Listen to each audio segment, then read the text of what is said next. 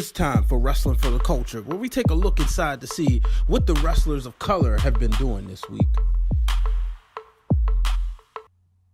Hello, ladies and gentlemen. Welcome to this edition of Wrestling for the Culture. I'm your host, Brian H. Waters. I know I took a couple weeks off, but I'm back.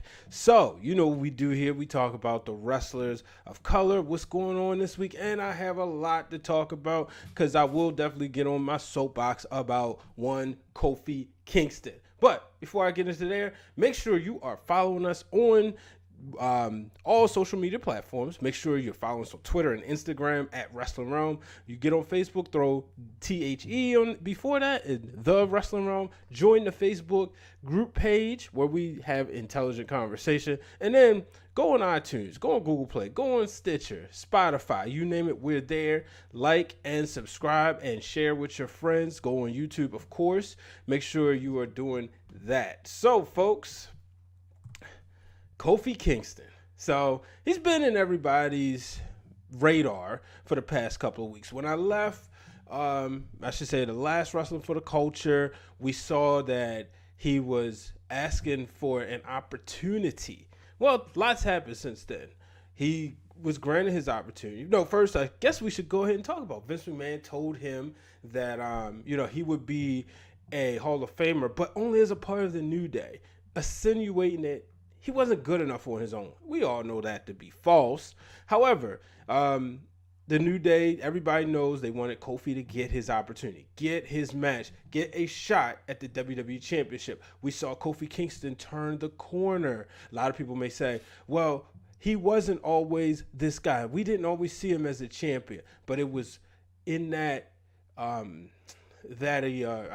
gauntlet match leading up until the Elimination Chamber. I guess this is what you call a gauntlet match, where the winner who, would be the last entry or whatever. The match that he won, that's when we saw him. For me, it was the moment when he was in the ring with AJ Styles. When he told AJ, look, I've waited 11 years for this. I waited time and time again. And he had to remind Vinnie Mac of that. He had to tell Vince, look, you never give me a shot. I don't complain when I'm away from my kids and I'm missing birthday parties and recitals. All I wanted was an opportunity. So Vince McMahon did that. Gave him an opportunity. This past week on SmackDown Live, Kofi had to run the gauntlet. And if he could run the gauntlet, he would get his shot at WrestleMania. So we saw Kofi defeat Sheamus, Cesaro, Rowan, even though it was disqualification, a win's a win. Samoa Joe, who's the United States champion, and Randy Orton. Now, everybody knows the history with Kofi and Randy Orton. We go back to when Kofi was still green, according to WWE standards, when Randy Orton essentially, as people say, buried him because Kofi made a mishap in a match, and you see the clip of him calling Kofi stupid. And then, unfortunately, Kofi was kind of pushed to the mid-card. And this is why he's a multiple-time United States champion, a multiple-time Intercontinental champion. Seemed like he would never break through that glass ceiling. But he beat Randy Orton to what he think earn a shot at the WWE Championship. And we saw the New Day celebrate. They came out there. They was happy. Yes, everybody was happy. Then Vince McMahon's music hit.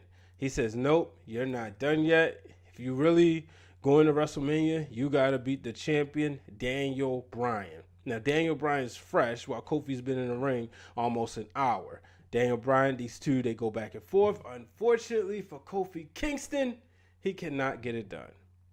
So, where are we left at, folks? We saw clips of the New Day discussing possibly quitting the WWE. Possibly saying, you know what? We're done. Why? Why do we keep doing this? But Kofi said, no, we can't. We just can't quit. So it makes you, you're going to be hooked on SmackDown. But here's what I got to say about this, folks. Enjoy the story. This is good television. As much as I don't like it, and I'm putting on my kayfabe hat on, I don't like it because I want Kofi to get his opportunity and I want him to win the championship. I just want him to get that one-on-one match on a big stage in a big platform. We remember Fastlane. You know, he thought he was going to be entered into the triple threat match. Instead, he was entered in a triple threat match with the Bar, Sheamus and Cesaro, which of course he lost. I mean, they just beat him up. But now we're going to find out. We're going to see what's going to happen next. So that's what I do. I challenge everybody to do that. I know it's popular to say, oh, this guy wasn't a WWE champion and this guy, you know, so only time will tell. But you don't want to stay right there because we talk about black WWE champions, right? And somebody made an allusion about The Rock and how he was booked that way. And The Rock took exception to that. You know, and The Rock's on social media often. He hears it. You know, a lot of people don't like to welcome him as being a black WWE champion. You know, people say he embraced his Samoan side more. Say what you want. Yes, he had, you know, he would show off his Samoan tattoos. The storyline with Rikishi. Rikishi said, I did it for you, Rock. I did it for the people. Obviously, he was talking about the Samoans because that's what Rikishi is. But nonetheless, it was never a case where The Rock denied his African-American lineage, his black lineage. And that's what he said. He's equally proud. So for this guy to have to come out and address that, it's just ridiculous because people shouldn't question it. I mean, let's be real. It's, first of all, he doesn't owe that to anybody.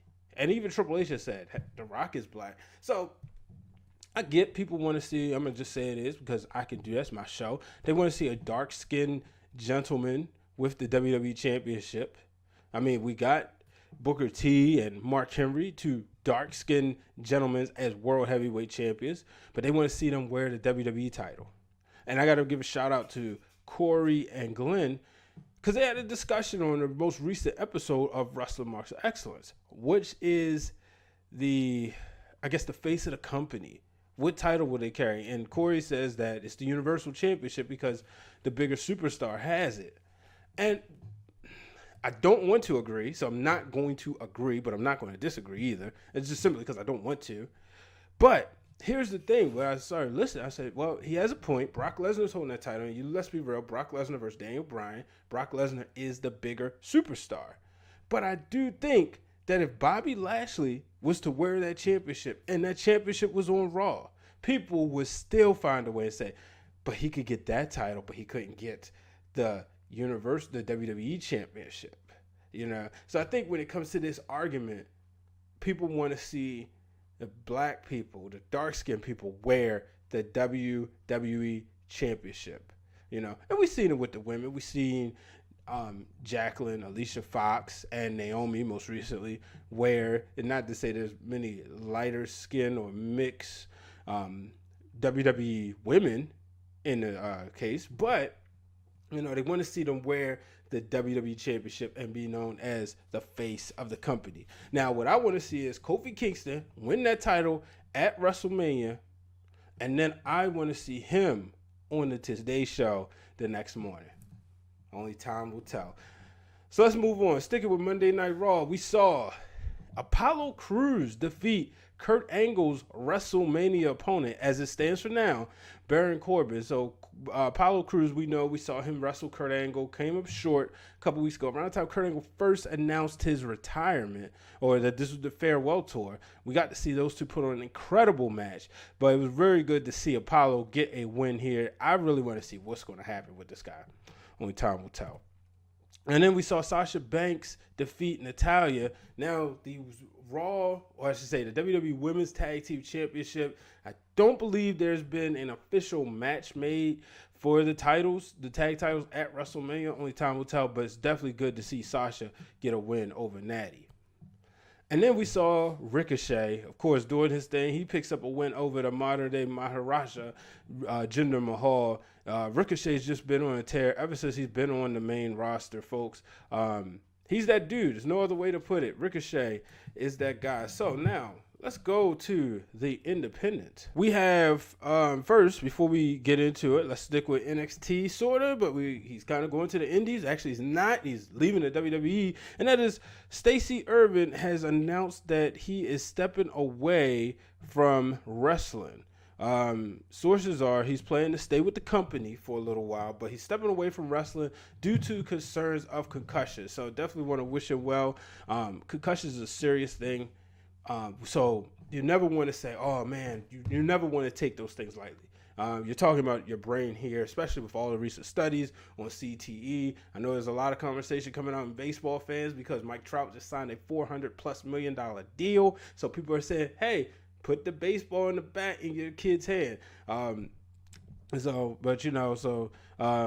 If this is it for him, thank you for your time in wrestling. Thank you for your contributions to the business. So let's move on. So what we got lined up? We had Action Wrestling this past weekend down in Georgia, where Aja Perera defeated Danny Jordan. AC Mack defeated Sean Dean, and Fred Yehi defeated Eric Royal. So congratulations to them. So, and sticking with Aja Perera, as you know, she dropped a couple pipe bombs down at Action Wrestling. And then she went on over to WSU, finally making her debut, as she said on Twitter. And she made her debut with a win over the one and only Delmi XL. So congratulations to Perera.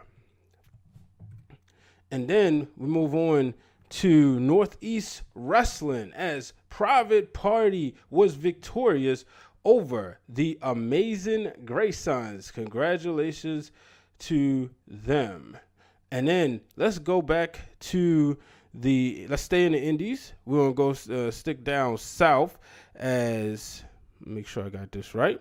Down in Texas, Squared Circle Pro, as we have new tag team champions. The Soldiers of Truth defeated La Migra. So I hope I said that right. Well, congratulations to the Soldiers of Truth earning new gold.